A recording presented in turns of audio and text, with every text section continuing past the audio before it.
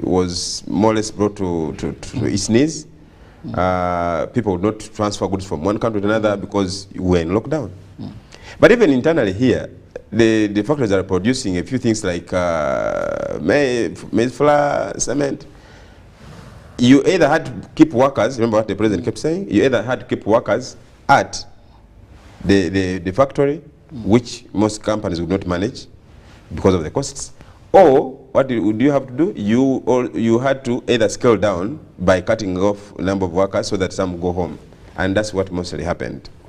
Now, when that happened, it meant that the production, which is supply now of goods and services, went down. But it wasn't a big thing that time because everyone was almost at home. The demand was low because we were confined to our homes. And it so happened that around January this year, we were now fully opened up.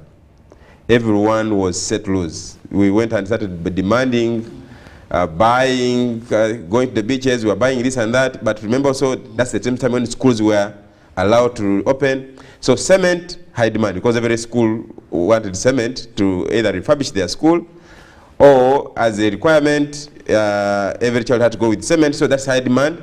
But also those people had projects that they were working on and they were halted by COVID, had to restart their projects. Construction, so demand shot up from nowhere.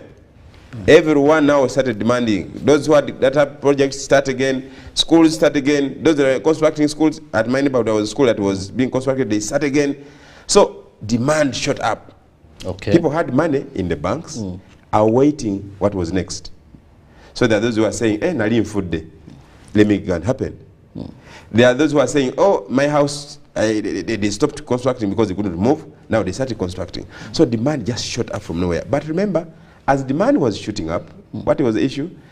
Production hadn't been in place because companies had been closed or they scaled down. So now the increase in demand and the reduction in supply, you've just told me about the economics, that exacerbated the situation. Okay. So we had to, there was a very stringent mechanism of us instantly increasing production. You know, this product is not like making chapati, where you can say, hey, abantu now I need to increase. Just one kagana, and then you start production. In 1 hour or a few minutes, chapati is out. Production for such companies, you need to import, take some 4 years, I mean 4 months.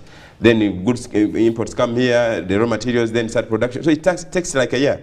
So companies are now just starting to produce again. We are seeing now goods coming on board as a result of now that leave of now starting to produce because we were opened up. But it wasn't only COVID. Remember that when we were struggling now to cope with the COVID situation and all that, there also happened the war. Russia decides to go into Ukraine and they start fighting. But also remember that for our listeners and viewers, Russia is one of the biggest oil producing companies. I think it's the #1 with gas production. I think around #2 in oil exports. So when they started fighting, America and the European Union and their friends, they said, no buying oil from. They brought in their ties. And then what happened? That means someone will ask me, but we don't get oil from Russia. So how can the war in Russia affect us here?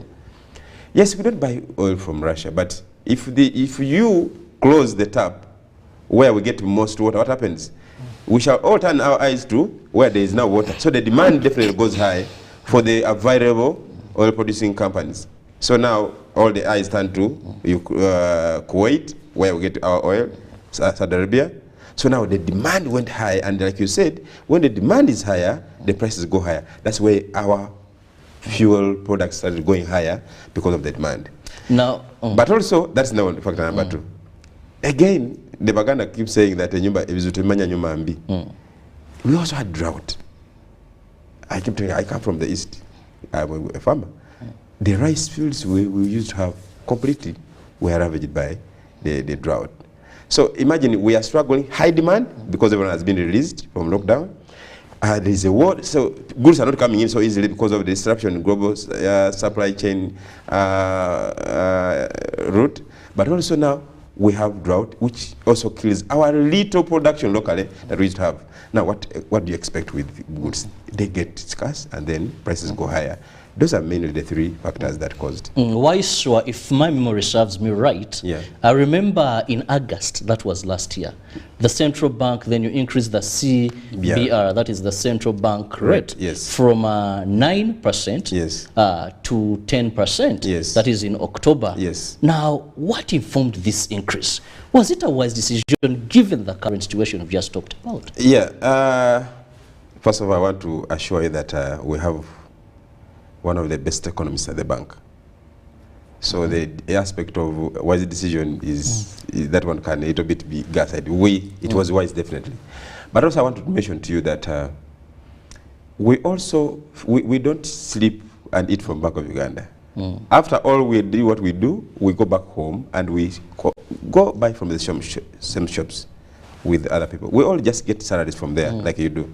So we equally get affected. So we can't get decisions that are going to affect even us who are making the decisions. So they were definitely wise decisions, but maybe you would ask why.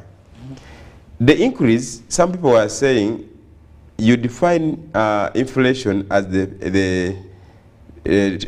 too much money chasing too few goods. Do you mean we have a lot of money? Maybe we don't have a lot of money, but we said very well that we have limited goods in the country.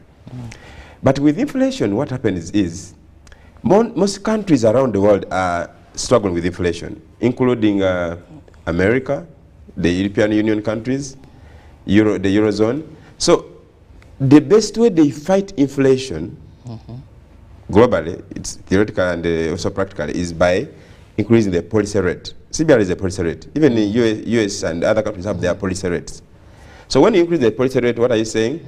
You're sending a signal that you should go slow on borrowing, and also that means spending, because the more you spend, you're putting more money in the economy, and it means also that goods are going to be prices of goods are going to go higher. So when we increase the CBR, we are sending signal that go slow first of all on borrowing, and when you go slow on borrowing, it means that the money is going to be limited in the circulation. Is that bad? Do we mean people should not be having money in the economy? No. They should, but money should be chasing an equivalent of goods produced, so that there's an equivalent of transaction. You don't need to have limited goods, then people have a lot of money, then you can sell the way you sell. You just said it well here. When there is inflation, when prices are going like that uncontrollably, it means that money is going to lose value.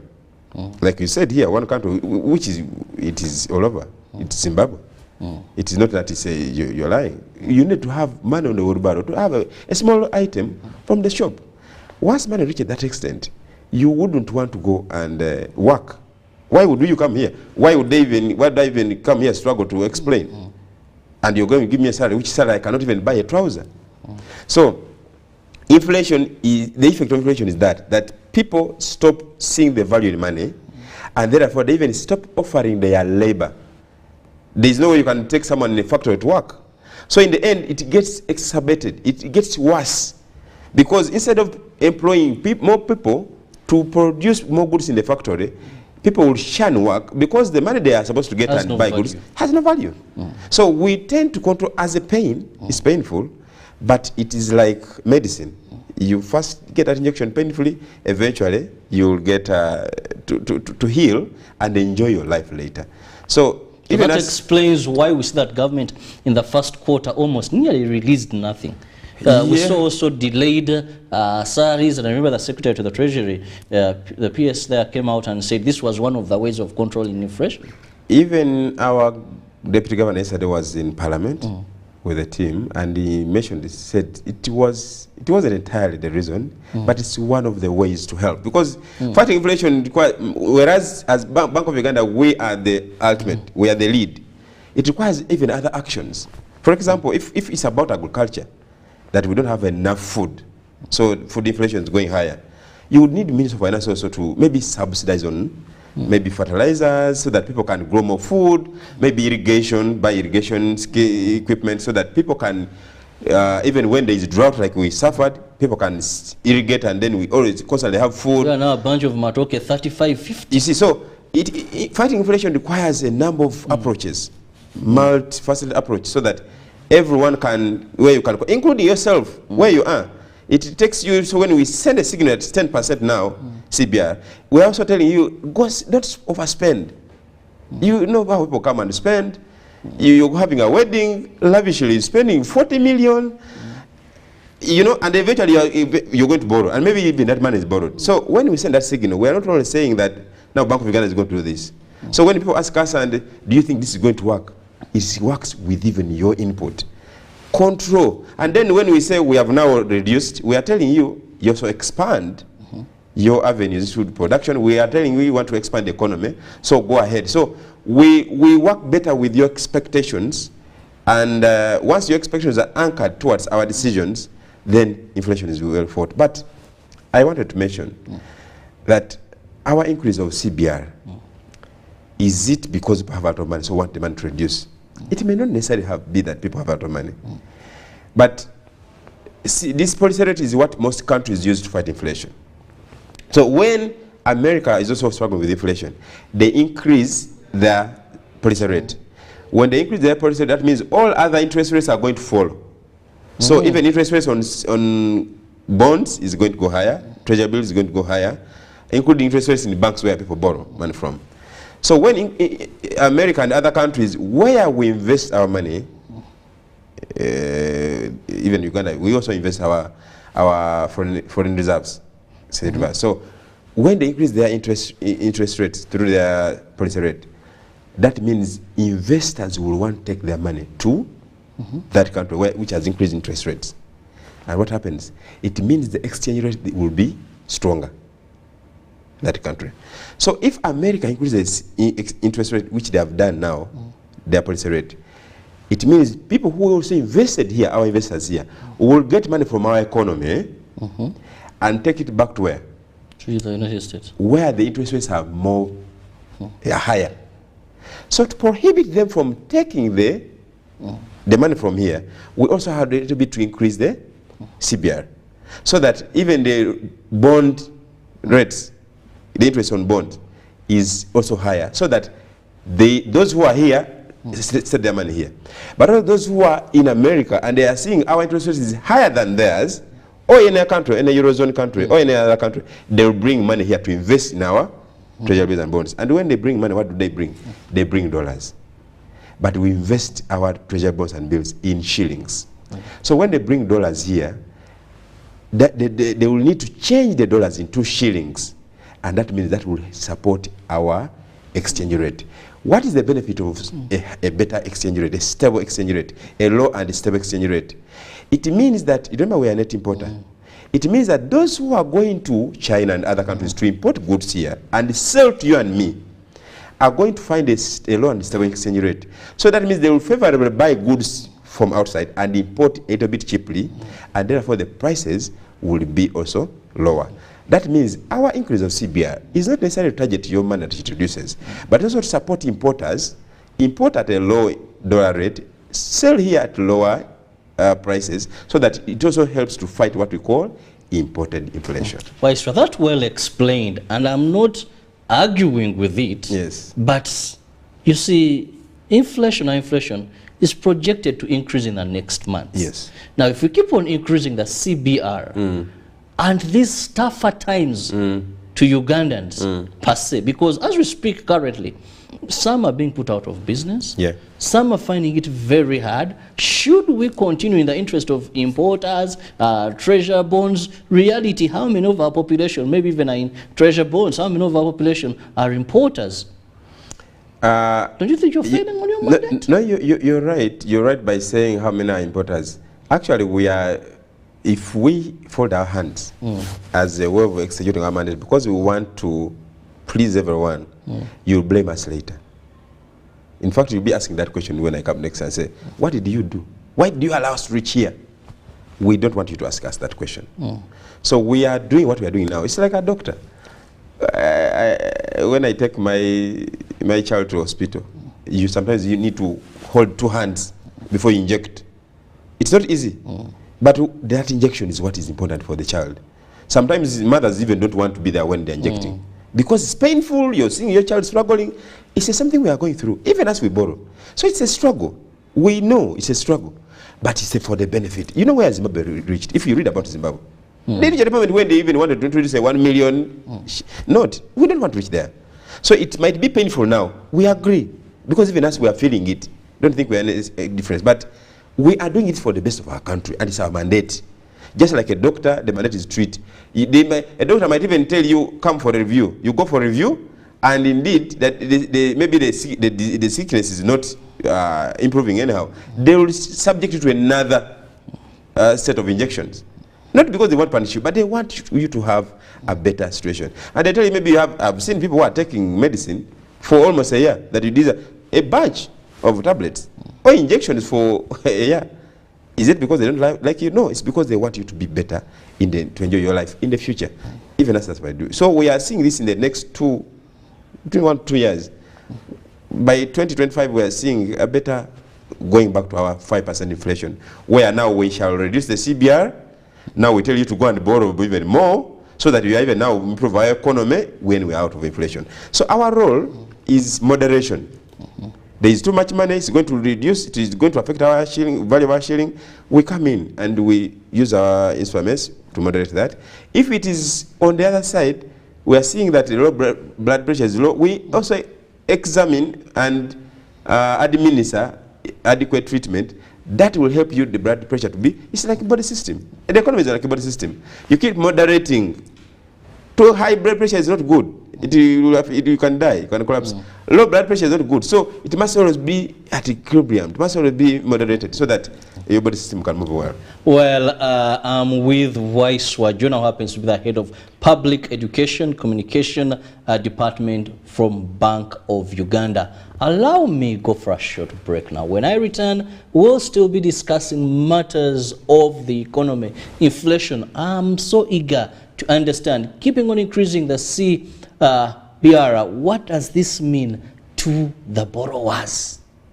What does it mean? Does it make loans more expensive for them? And then, of course, paying back becoming a challenge. That is what I want to look at next when we return after this short commercial break. Stay with us. We return shortly. Live from UBC Studios in Kampala. This is Good Morning Uganda Extra.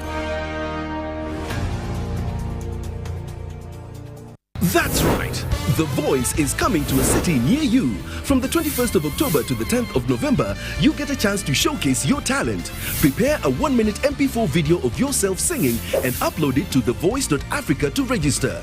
Make sure you have a valid Airtel number, and if you're shortlisted, you will be contacted to come in for the live auditions. Well, don't just stand there, let's go! Music your passion, Africa your stage. The Voice Africa, connected by Airtel.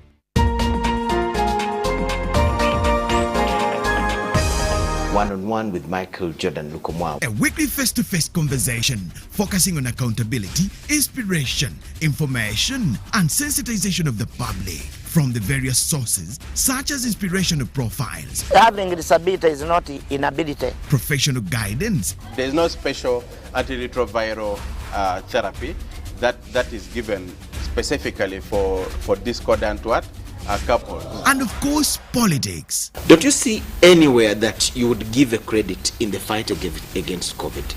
My role as the owner of the country is not to, be preoccupied by giving credit to my servant. We have said that if we are to talk to General Museveni, there must be certain conditions in place. Is it true that you paid 5 million shillings to MPs that voted for Anita Mong and Tayebo? That is laughable.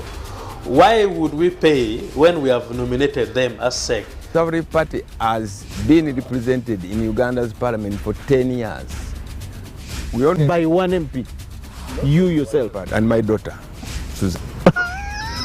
Every Friday 9 p.m. it's One-on-One with Michael Jordan Lukomwa on UBC TV, inspiring Uganda. The Tales of Kasozi, brought to you by Uganda Communications Commission. Hello? Hello? This is Kasozi. How can I help you? Hey, Kasos, my brother. Long time. We last met when we were at campus. It's been a while, but you are the person I'm looking for. Campus? Really? Hey, you don't remember me? Okay, so how can I help you? I'm stuck in Gulu making millions, and I need to urgently send money to my sick mother. But I can't find any mobile money agent near me. I've sent the money to your phone, as you can see the message. It might take a few minutes to come through, but I urgently need you to send the money to my mother. Let me send you her number, and you send it to her chap. My friend, I'm afraid your mom is going to die. What? Because I don't know you, I never went to campus, and I'm also in Gulu. So can we meet at CPS, we talk about it? Stay tuned for what Kasozi does next. Tofera, refrain from unnecessary engagement with strangers over the phone. This message is powered by the Uganda Communications Commission.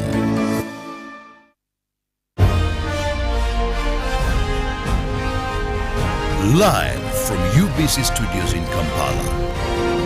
This is Good Morning Uganda Extra.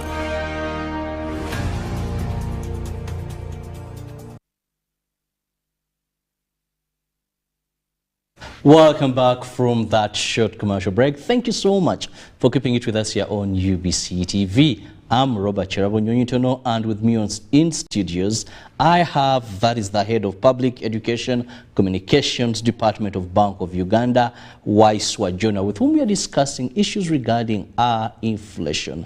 And before we went for the break, in case you weren't with us, we were looking at, that is the CBR, and that is the central bank rate, where we see that the central bank has increased it from around August. It increased it from 9% to 10% by October, and yet we are seeing inflation continuing. Now, Waiswa, let's look at what this means to the borrower, because we know when money is scarce, actually, many people run to the banks.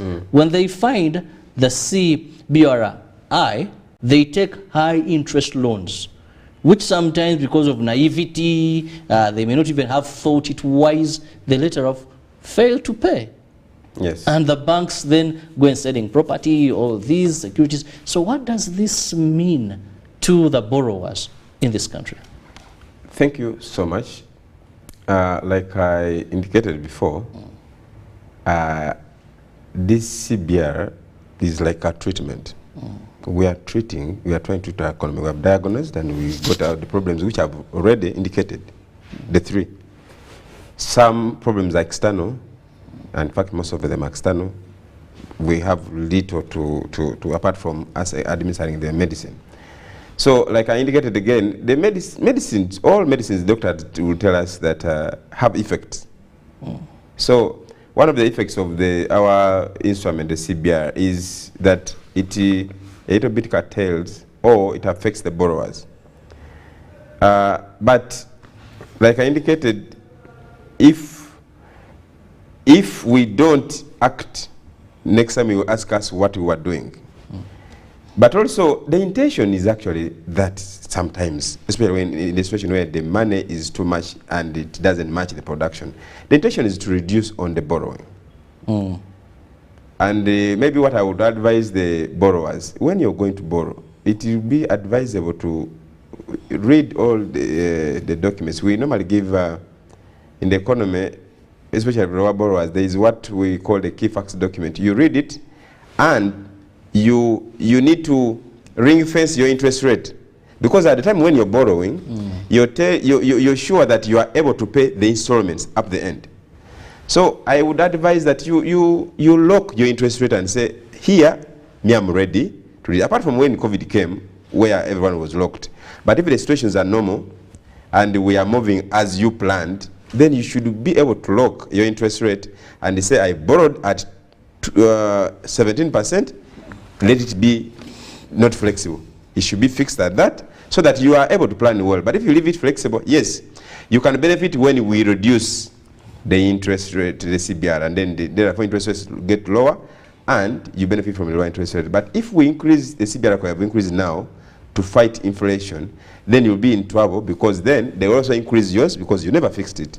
So pay attention, borrowers, to when you're filling in, when you're filling in the forms, when you're signing the terms for the loan, make sure you fix it, because at least that time when you're borrowing, you're sure that you pay you're able to pay that interest rate, and therefore the installments that followed you. Now, you say, and we just worsening the situation. We, in our own analysis that time, that's our side, we are seeing that in the next 2 years, we are likely to be a little bit better. Just like I said, the doctors say, they tell you when you take these injections, you should be better. But if you're not better, you'll have to come and we review, and then maybe we change medicine. So even as we are telling you, we in the next 2 years we are seeing, we are likely to be better based on the factors we are seeing. But what if we get another pandemic? Will it be our problem? No. Again, people might be locked up. We are not saying it's coming. But what if, because even COVID, no one prayed for it to come. What if the war between Ukraine and Russia escalates to spreads to other regions, and eventually we also get affected? And it ends up affecting the global supply chain. What would happen? It will get even worse.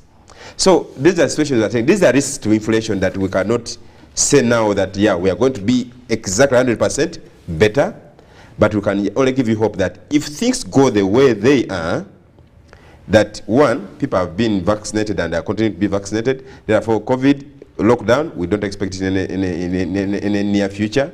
Ebola had decided, but we are seeing the president has assured us that no lockdown will happen apart from the isolated areas, but no national lockdown. If the war, we pray that they continue. This morning I was reading, the president of Russia was saying he's ready for negotiations. If then the war goes like that, the geopolitical tensions come down by the negotiations that we are hearing, then situations go down, and people will start now borrowing money well, and they'll start doing business well, export well, import freely, and then we shall go back to our situation. Even as you will see, by the way, you will see us now supporting that direction by doing what? By reducing the CBR, so that people can borrow. And when we reduce the CBR, the interest rates from borrowers will go down. And then, because we don't only act when we are in the extreme, we act always. When things are better, inflation is expected to be lower, we swing into action by supporting growth. I want to tell you that we reviewed our strategic plan. We have a new strategic plan, 2022-2027. Our mission changed. We now take very seriously the socio-economic transformation. So we don't just do actions for the sake of doing that. Whatever we are doing now is to support the socio-economic transformation of this country, because we are part of that. Definitely. We're not from Mars. We are part of that. If I don't borrow, my brother is borrowing. But why shouldn't I borrow if I'm doing business? So we also have loans. And we don't just borrow from back of Uganda. We are part of the finance sector. We get commercial loans. And this is where we are telling you that we are not doing we are doing these actions for our good and the good of this whole country, to support socio-economic transformation. Well, many thought maybe you come from another planet when you come up with such things that, if not well explained like you're doing right now, many Ugandans will not understand. But I was reading through Bank of Uganda monetary policy statement for October 2022. And it showed that the economy is recovering. I was like, sure? Well, help us understand, what are the sources of this growth in the economy? When I look at things, I don't see them better. But this report shook me, compared to even also when URA also further gave me a kick of a shock when said that it collected and surpassed their target. That's for me, using an ordinary these reports, me reading through both of them as a journalist, I was like, good, Robert, that exonerates that. I don't get this properly. Yeah, the manufacturing is improving. Like I told you, when we had a lockdown, many of them either scaled down production, or some of them even closed business, closed shop. But when the president opened up January, they started now coming on board. But also the sentiments, your sentiments matter a lot. You, by you I mean the public, and you are the RDs of the public. By you asking me questions here, you're asking for the member of the public. When the general public feels they have opened us, now we are started again. That positive vibe, that positive feeling that we are now going back, I'm starting over again, I'm starting this business here, that anchoring, that expectation of the economy is going to be back again, is very good for our monetary policy. And we thrive on that so much. That's number one. But also number two, like I said, once they opened up, once the global supply chain constraints were removed because of lockdown, all countries apart from China, where if a handful of towns have been still locked because they have a zero tolerance to any case infection, you can see that now people are moving goods freely. So markets are coming on board again. So you can trade, manufacturing is a little bit now becoming more vibrant, coming on board. More manufacturing, more goods, more demand was until we came in, but people are now buying. Kids are back in school. Things are now moving. The real estate is people are starting to construct here and there. So people can import so easily the raw materials to produce goods. Now that is what is now trying to bring up, and even where you are seeing people trying so much in terms of trade to start something here and there as a way of recovering. People have not accepted to go with COVID. That people have come up, and me, I like it. You go to the streets, people are starting this, someone is starting this, including even just cassava, where you're roasting cassava there. It's a big economic activity. You're contributing to the nation building. So that vibe that we are opened, we are now we are starting it again, is what that environment is very good for it, and is the starting bit of it. But also now the manufacturing, people have now started producing goods once again because people have started buying. That's where the trade is starting from. Some sectors that had been affected, like schools, hospitality, hotels, and that had been affected. But again, with the opening up of the lockdown, again, people started visiting, and they're also picking up. So that's why I told you that in the next 2 years, if it's not that we get another bigger issue happening, you'll be calling me for another story. You'll be calling me here to tell me, how did you do it? How did you even control this inflation? Because you were the threat. That's what I should be discussing.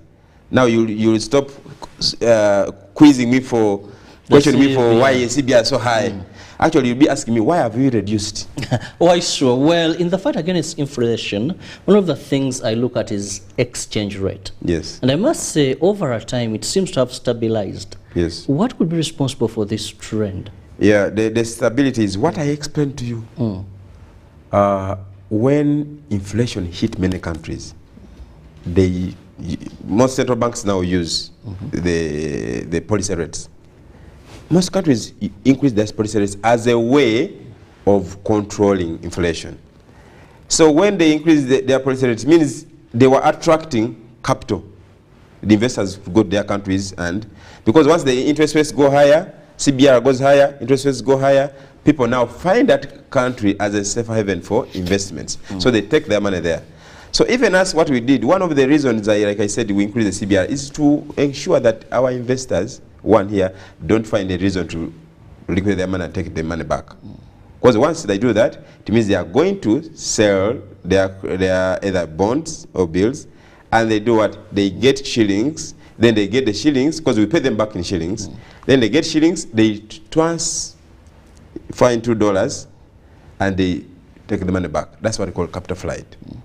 And when even our local investors here would want to invest money in the other countries where the interest rates are high. So when we increase the CBR, it is now what you're saying. Now we are seeing the benefits. We increase the CBR, that means even the interest rates on bonds went higher. So the investors now in foreign countries found Uganda very good for investments because interest rates. So they came to benefit from the high interest rates. What did they come with? They brought capital. The capital is here. People are using it. And what happened next?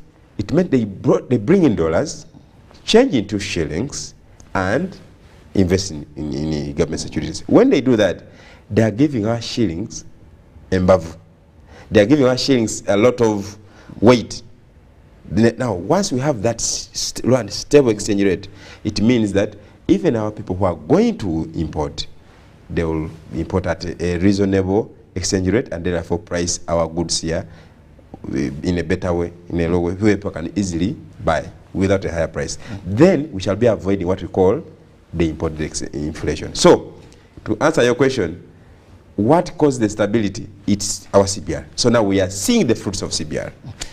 Well, what a very interesting discussion this morning. I did a night of reading about inflation, and I think, yes, we are moving on so well so far with the right explanation that I'm expecting, and of course, seeing them practically applicable. And now when we talk about the exchange rate having stabilized for some time, I think, yes, the CBR is doing us something good. It is a pain we must stomach. We shall get the results, positive results later on. But before I let you go, you see, we are going in a festive season. Yes. And for us Ugandans, usually this is a time of merrymaking, going to the villages, enjoying whatever it takes as if there is no tomorrow. Yes. Sometimes forget that even in January children are going back to school. So we eat the fees and all that. Yeah. As an expert in economics, what advice would you give to individuals or companies in terms of managing their finances in this festive season? Thank you very much. When I was growing up, Christmas was about two things. Christmas and Easter. These festive seasons. Dressing up, if I got dressed up well, good new shoe and clothes. But the other bit was feeding.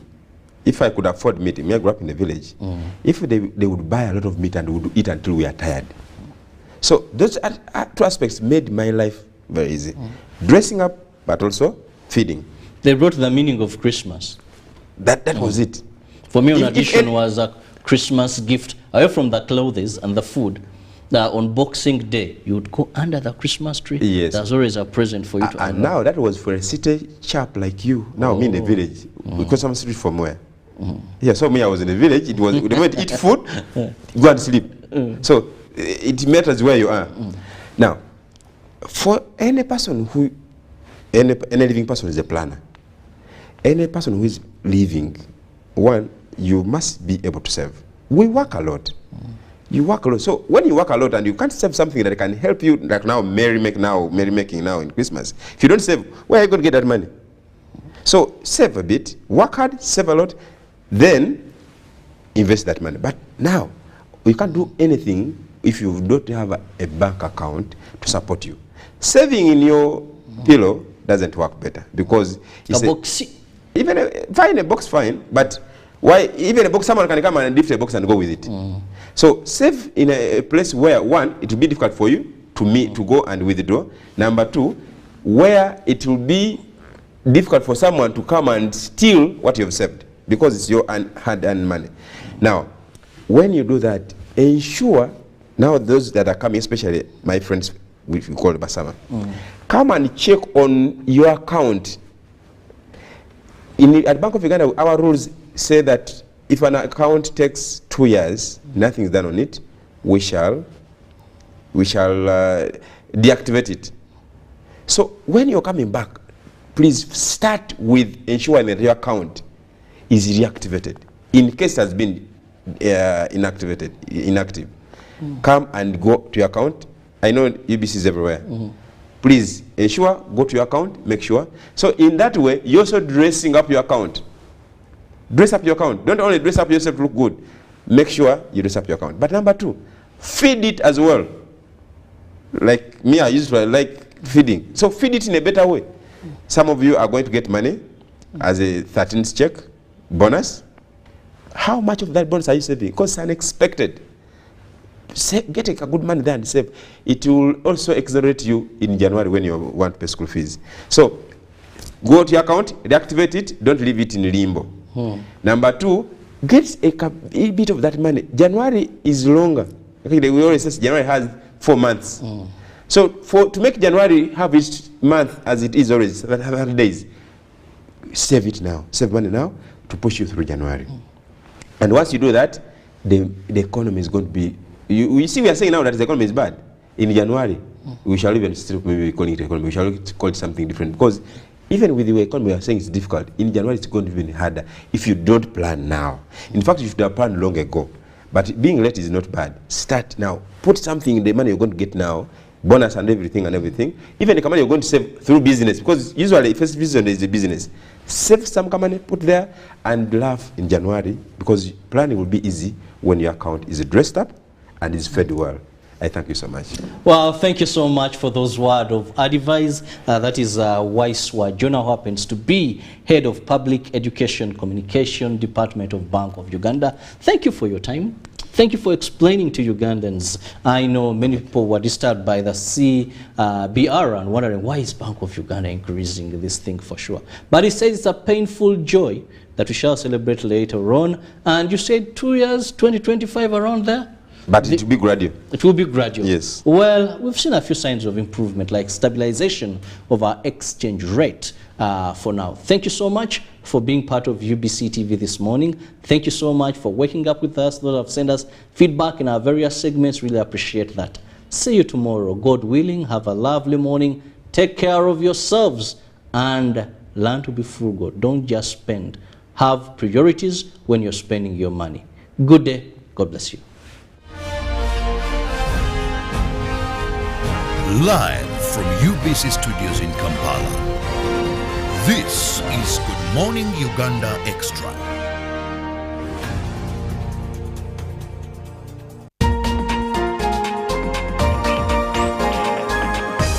One-on-one with Michael Jordan Lukomwa. A weekly face-to-face conversation focusing on accountability, inspiration, information, and sensitization of the public from the various sources such as inspirational profiles, Having disability is not inability. professional guidance, There is no special antiretroviral therapy that is given specifically for discordant couples. and of course politics. Don't you see anywhere that you would give a credit in the fight against COVID? My role as the owner of the country is not to, be preoccupied by giving credit to my servant. We have said that if we are to talk to General Museveni, there must be certain conditions in place. Is it true that you paid 5 million shillings to MPs that voted for Anita Monga and Tayebo? That is laughable. Why would we pay when we have nominated them as SEC? Every party has been represented in Uganda's parliament for 10 years. We only by one MP, you yourself and my daughter, Susan. Every Friday 9 p.m. it's one-on-one with Michael Jordan Lukomwa on UBC TV, inspiring Uganda. Pick of the day. This weekend on UBC. The depression is actually a real thing. For us, we have this stigmatization and that ideology of thinking actually people don't get depressed.